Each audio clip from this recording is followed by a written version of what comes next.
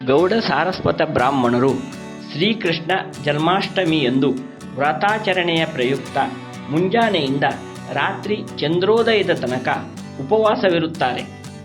ಉಪನಯನವಾದ ಪ್ರತಿಯೊಬ್ಬರೂ ರಾತ್ರಿ ತಮ್ಮ ತಮ್ಮ ಮನೆಗಳಲ್ಲಿ, ದೇವಾಲಯಗಳಲ್ಲಿ ಅಥವಾ ಸಮಾಜ ಮಂದಿರಗಳಲ್ಲಿ ಆಯೋಜಿಸಿರುವ ಶ್ರೀಕೃಷ್ಣ ಜನ್ಮಾಷ್ಟಮಿ ಪೂಜೆಯಲ್ಲಿ ಪಾಲ್ಗೊಂಡು 1,000 ತುಳಸಿ ದಳಗಳನ್ನು ಅರ್ಚಿಸಿ ಬಾಲಕೃಷ್ಣನಿಗೆ ಸಮರ್ಪಿಸುತ್ತಾರೆ. ಆನಂತರ ಶ್ರೀಕೃಷ್ಣ ಸಹಿತ ರೋಹಿಣಿ ದೇವಕಿಯರಿಗೂ ಅರ್ಘ್ಯವನ್ನು ನೀಡುತ್ತಾರೆ. ಮರುದಿವಸ ಹರಿವಾಸರ ಮುಗಿಯುವವರೆಗೆ ಉಪವಾಸವಿದ್ದು ನಂತರ ಆಹಾರ ಸೇವಿಸುತ್ತಾರೆ. ಸ್ನೇಹಿತರೆ, ಹೇಗಿದ್ದೀರಾ? ಎಲ್ಲರಿಗೂ ನಮಸ್ಕಾರಗಳು.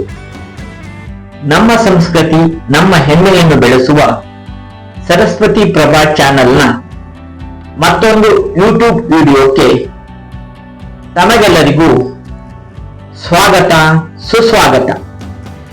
ಆಸ್ತಿಕ ಹಿಂದೂಗಳಿಗೆ ಉಳಿದ ಎಲ್ಲ ದೇವರುಗಳಿಗಿಂತ ಶ್ರೀಕೃಷ್ಣನೆಂದರೆ ಸ್ವಲ್ಪ ಹೆಚ್ಚೇ ಅಚ್ಚುಮೆಚ್ಚು. ಅದಕ್ಕೆ ಕಾರಣ ಶ್ರೀಕೃಷ್ಣನ ಸರಳತೆ ಹಾಗೂ ವಿನಮ್ರತೆ. ಹಿರಿಯರು ಒಂದು ಮಾತನ್ನು ಪದೇ ಪದೇ ಹೇಳುತ್ತಾರೆ: ಶ್ರೀಕೃಷ್ಣ ಹೇಳಿದ್ದನ್ನು ಮಾಡಬೇಕಂತೆ, ಶ್ರೀರಾಮ ಬದುಕಿದಂತೆ ಬದುಕಬೇಕಂತೆ. ಯಾಕೆಂದರೆ ಶ್ರೀಕೃಷ್ಣನ ಜೀವನ ಅಷ್ಟೊಂದು ವೈಶಿಷ್ಟ್ಯತೆಯಿಂದ ಕೂಡಿದೆ. ಸಾಮಾನ್ಯರಿಂದ ಅಸಾಧ್ಯವಾದ ರೋಚಕ ಸನ್ನಿವೇಶಗಳನ್ನು ಎದುರಿಸಿ ಪ್ರತಿಯೊಂದರಲ್ಲಿಯೂ ಜಯಶಾಲಿಯಾಗಿ ಕೊನೆಯ ತನಕ ಭಕ್ತ ಪ್ರೇಮಿ, ನೊಂದವರ ದುಃಖಿತರ ಸಜ್ಜನರ ಆಶಾಕಿರಣವಾಗಿ ಬದುಕಿದವನು ಶ್ರೀಕೃಷ್ಣ ಪರ. ಅಂದು ಆ ಕಾಲದಲ್ಲಿ ದ್ರೌಪದಿಯ ಮೇಲೆ ಕೃಪೆಗೈದು ಆಕೆಯ ಮಾನ ಕಾಪಾಡಿದಂತೆ ಇಂದೂ ಸಹ ನಂಬಿದ ಅಖಂಡ ವಿಶ್ವಾಸವಿಡುವ ಭಕ್ತರನ್ನು ಕಾಪಾಡುತ್ತಾ ಇದ್ದಾನೆ. ಶ್ರೀಕೃಷ್ಣನ ಬಾಲಲೀಲೆಯ ಬಗ್ಗೆ ಹಲವಾರು ಕಥೆಗಳು ಪ್ರಚಲಿತದಲ್ಲಿವೆ. ಬ್ರಹ್ಮಾದಿ ದೇವತೆಗಳ ಪ್ರಾರ್ಥನೆಯಂತೆ ಭೂಭಾರ ಹರಣಕ್ಕಾಗಿ ಜನ್ಮಗೈದ ಶ್ರೀಹರಿಯು ಬಾಲಕೃಷ್ಣನಾಗಿರುವಾಗಲೇ ಹಾಲು ಕುಡಿಸಿ ಕೊಲ್ಲಲು ಬಂದ ವಿಷಕನ್ಯೆ ಪೂತನಿಯ ಜೀವಹರಣ ಮಾಡಿದ್ದು, ಶಕಟನೆಂಬ ದೈತ್ಯನನ್ನು ಕೊಂದಿದ್ದು, ಸುಂಟರ ಗಾಳಿಯ ರೂಪದಲ್ಲಿ ಬಂದ ತೃಣವರ್ತನೆಂಬ ಅಸುರನ ಹರಣ, ಕಾಳಿಂಗಮರ್ದನ ದೇವೇಂದ್ರನ ಅಹಂಕಾರ ಇಳಿಸಿದ್ದು, ಹೀಗೆ ಕೃಷ್ಣನಿಗೆ ಕೃಷ್ಣನೇ ಸಾಟಿ. ಗೌಡ ಸಾರಸ್ವತರು ಮೊದಲನೆಯದಾಗಿ ಕುಲದೇವರಿಗೆ ಪ್ರಾಶಸ್ತ್ಯ ನೀಡುತ್ತಾರೆ. ನಂತರ ಇಷ್ಟದೇವರಾದ ಶ್ರೀ ಲಕ್ಷ್ಮೀ ವೆಂಕಟೇಶ ದೇವರನ್ನು ಪೂಜಿಸುತ್ತಾರೆ.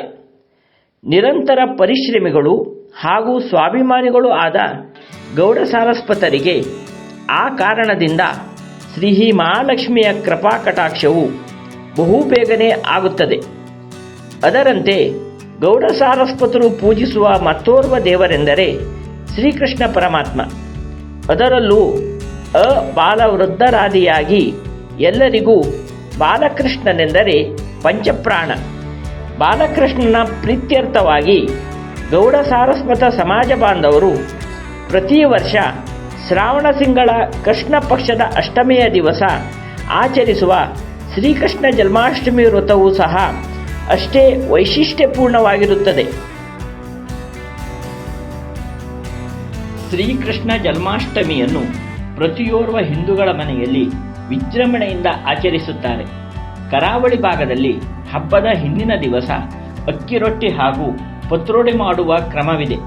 ಅಂದು ಅಕ್ಕಿ ರೊಟ್ಟಿ ತಿನ್ನದಿದ್ದರೆ ನಮ್ಮ ಶರೀರದ ಎಲುಬುಗಳು ತೂತಾಗುತ್ತವೆ ಎಂಬ ನಂಬಿಕೆಯೂ ಇದೆ. ತುಳುವರು ಶ್ರೀಕೃಷ್ಣ ಜನ್ಮಾಷ್ಟಮಿಗೆ ಆಡ್ಯ ಪಾಯಸ ಮಾಡಿದರೆ ಬಾಲಕೃಷ್ಣ ಬರುವನೆಂದು ಕೆಲವರು ಬಾಗಿಲಿನಿಂದ ದೇವರ ಮಂಟಪದವರೆಗೆ ಹೆಜ್ಜೆ ಮೂಡಿಸುವ ಪರಿಪಾಠವೂ ಇದೆ.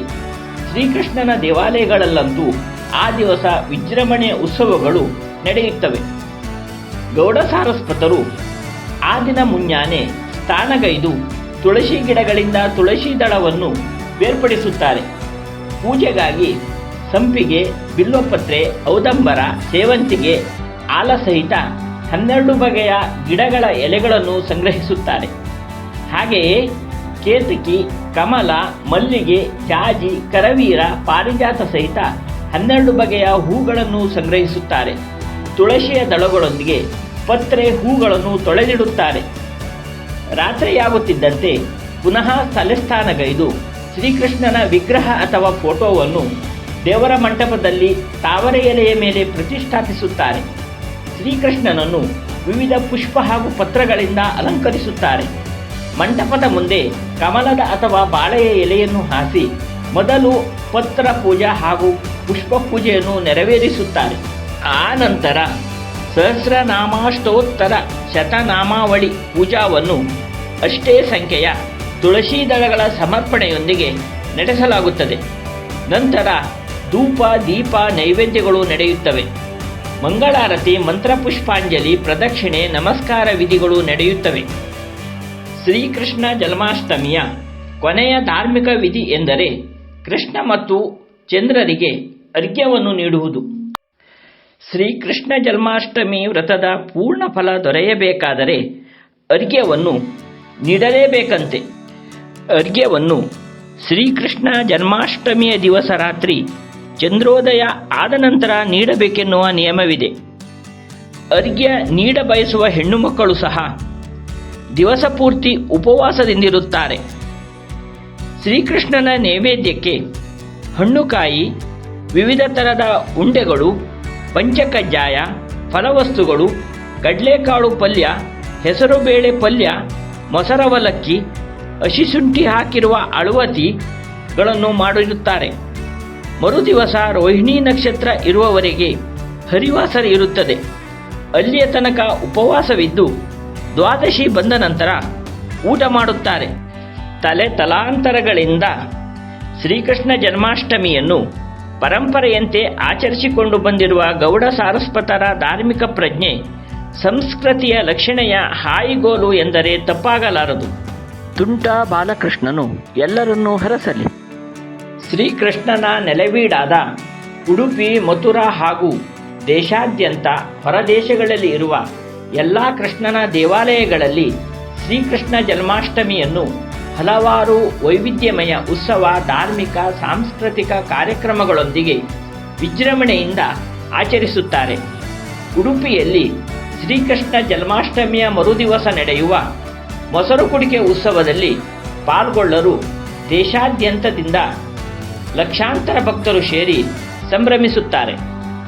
ಈ ವಿಡಿಯೋವನ್ನು ಪೂರ್ಣವಾಗಿ ನೋಡಿದ ಕೇಳಿದ ಎಲ್ಲರಿಗೂ ಭಕ್ತ ವತ್ಸಲನಾದ ಶ್ರೀಕೃಷ್ಣ ಪರಮಾತ್ಮನ ಕೃಪೆ ದೊರೆಯಲಿ, ಎಲ್ಲರಿಗೂ ಒಳ್ಳೆಯದೇ ಆಗಲಿ ಎನ್ನುವುದು ಆತನಲ್ಲಿ ನನ್ನ ನಮ್ರ ಪ್ರಾರ್ಥನೆ.